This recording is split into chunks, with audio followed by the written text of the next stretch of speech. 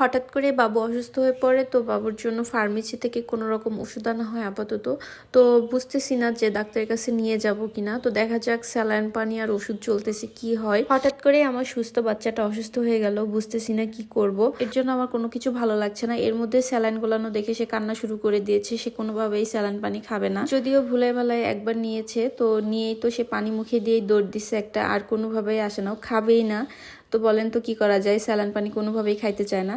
তো যাই হোক, এরপরে যে বাড়ি থেকে কয়েকটা গাছ নিয়ে এসেছিলাম ফুলের, সেগুলাই লাগাবো। তো বারান্দায় গিয়ে দেখি বারান্দার যে অবস্থা, গাছগুলো মরে একদম শুকায় কি যে অবস্থা। সে যে এতদিন বাসায় ছিল, একদিনও গাছে পানি দেয় নাই।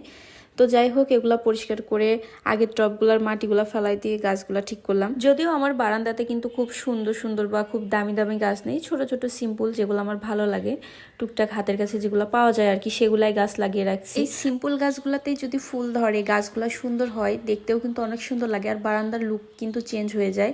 তো যাই হোক, কয়েকটা গাছ যে বাড়ি থেকে এনেছিলাম সেগুলাই লাগিয়ে নিয়েছি। আর এই গাছ লাগানো যে কতটা ঝামেলার, গাছে পানি দেওয়া। আর বারান্দায় এসে দেখি যে ছোট ছোট কেমন পোকা হয়েছে। তো ভাবলাম যে হয়তো বা মাটিতে সমস্যা, এর জন্য নিচে গিয়ে আবার মাটি নতুন করে উঠাই নিয়ে আসছি। আর টবের যে পুরান মাটি ছিল সেগুলা ফেলাই দিছি, দিয়ে আবার নতুন করে টবে মাটি উঠাই তারপরে গাছগুলা লাগাইছি। অনেক কষ্ট হয়েছে, অনেকটা টাইম লেগেছে। বাবু এতটা অসুস্থ, তারপরে ওইগুলা করেছি বাবুকে নিয়েই। কারণ কাজগুলা যদি আজকে না করতাম তাহলে গাছগুলো একদমই মরে যেত। এই তো গাছগুলো লাগানোর পরে, আর এই যে এই দুইটা ডাল পানিতে ভিজাই রাখছি, ওগুলা শিকড় বের হলে তারপরে গাছ লাগাই দিব। গোলাপ গাছগুলিতে নতুন করে আসছে, আবারও ফুটবে। যাই হোক, এখন এরকমই ফুল ছাড়া গাছগুলা দেখতে আসলেই কেমন লাগতেছিল। ফুল ফুললে অনেক সুন্দর লাগে।